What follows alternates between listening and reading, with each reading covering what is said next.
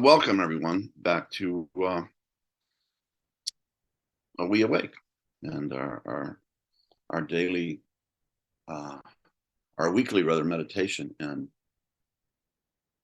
anyway, thank you for being here.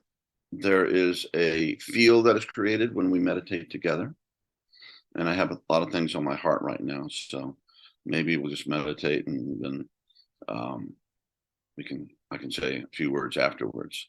So let's get right into it. And this is PMP 2.0, and it's one of the earliest tracks that we produce, and it was one of the tracks that convinced me that we should actually do a company, because I thought it was more powerful than anything that was out there at the time. So yeah, so I love these tracks, and it's rain and water. It's very clear and very powerful. And if you don't have it, you should add it to your, your interior gem. Or we have all these different tools to help us wake up, grow up, clean up, show up, and do what we're supposed to be doing as human beings and as individuals. So shall we get going? Sit up straight. Relax your muscles. Think of yourself as a prince or a princess or king or queen on a temple, where you see them in these Asian temples. Are always that they're not slouched, unless you're kind of a demon or something, then you're maybe like that. But if you're a noble exemplar of humanity, you're sitting up straight, and there's a reason for that. It helps us to be more present. Helps us to meditate longer, because ultimately it's more comfortable, and it seems to line up the energy centers in our body.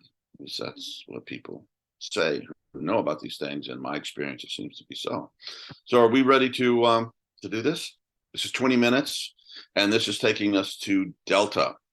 So very kind of slow, powerful brainwave state that remarkable things can happen in. So remember, this can be a time of interior prayer as well as meditation. And meditation we generally think of as stopping our monkey minds from chattering and jumping all around and grabbing bananas and spraying paint on whatever. I had a monkey growing up, so this comes from experience. My family did. So we need to slow that down, and then the prayer part is when you just get to that slowed down part, and you just focus on your heart basically, and say, "Okay, Lord, great mystery, however you want to call it, I'm ready to experience your presence, and I'll shut up now," which I will do now. So let's get going.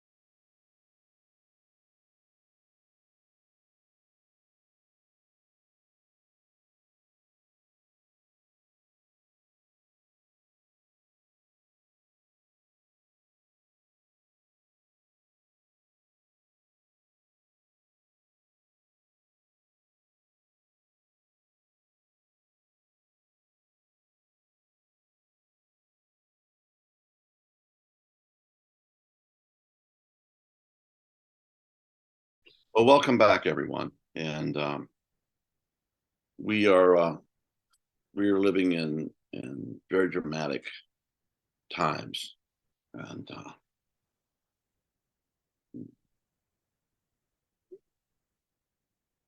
this war in Ukraine is hugely important. It's big. It's not just another war. You know, some people say there's wars all over the place, but this one is two worlds: authoritarian dictatorships fighting democracies, and Putin thought he could get away with it, and it's been very hard. And interestingly, I've found that people on the right support Putin.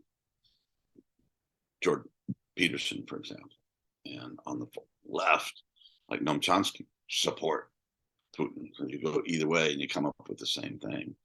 And one of the things I think is that happens is that sometimes these big thinkers think of it in terms of strategic terms or world terms, and not in the terms of individual people dying and children being killed and prison wars being executed and women being raped and towns being destroyed. They don't get it. It's just like, well, we'll throw in 1,000 tanks here and there, and I think Jordan Peterson thinks that Putin will save the world from stupid pronouns and from wokeism. You know, it's really isn't that bad. 500,000 people have to die, maybe more at this point. So, yeah, I'm struggling with that, and I've written songs about it, talked about it. But I, at the level of green, as far as in developmentally, which I've studied for years now, and I think is really, really, really good. A tool for understanding ourselves, understanding our world, and what we need to do to prosper and survive in the future if we're going to pull ourselves through this time period. But at the postmodern, after modernity, I mean, in modernity there can be a love for freedom, and you know, these ideas come into place, but they're very much ideas. At green, you start really feeling it, you know, in your body. And if who's ever listening, if you've ever seen a person chopping down a tree with an axe, you feel like you're getting hit with the blade every time it hits a tree. Well, I've certainly gone through that. And so I want to read you a little poem.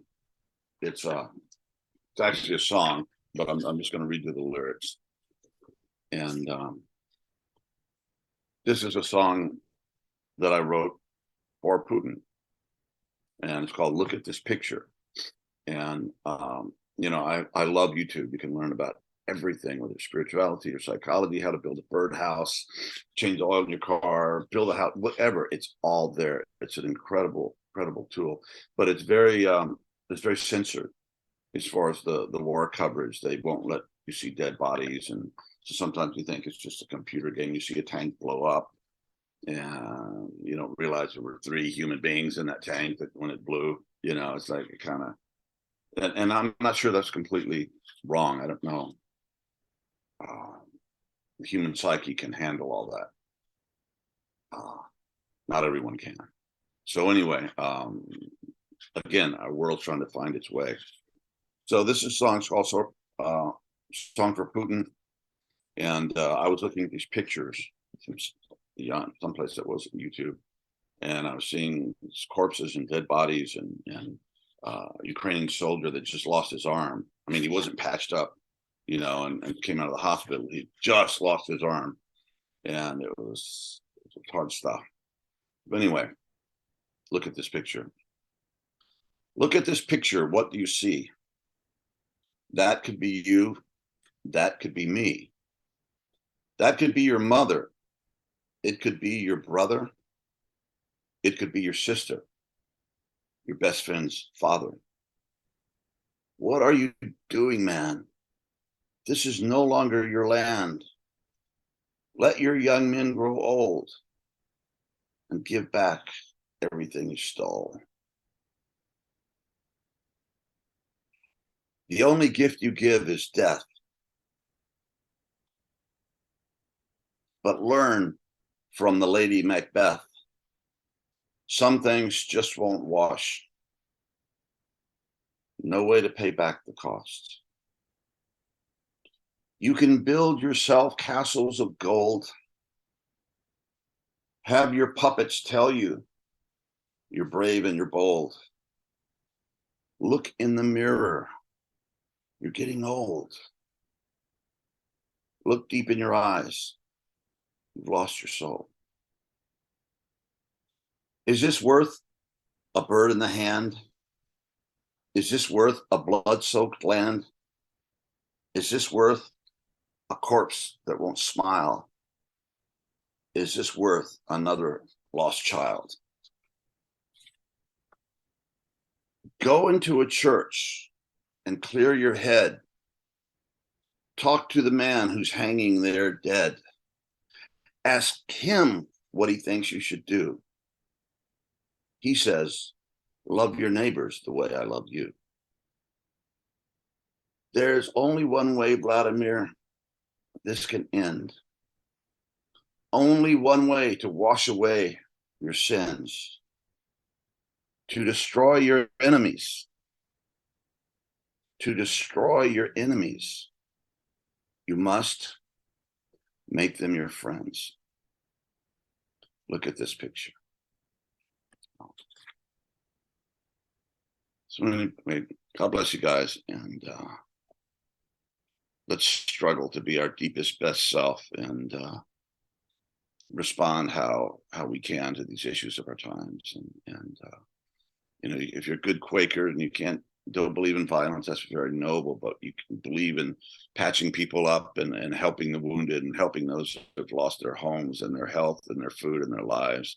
In fact, the Quakers were given a Nobel Peace Prize for their efforts. The organization was the Friends, for their efforts to help heal Europe after World War II. So anyway, good, noble people. I don't think I'm there. I'm not quite a Quaker, but I have a great love and respect for them. So there it is, people. Go inside, do the work. And if you don't know where to stand, maybe have the courage to feel your feelings and see what it brings up. And I think only when we feel the deep empathy and compassion and pain can we begin to maneuver our ways to a noble way and a compassionate and a wise way to act in these circumstances. So anyway, thank you. God bless you. Appreciate you for being here. Thanks.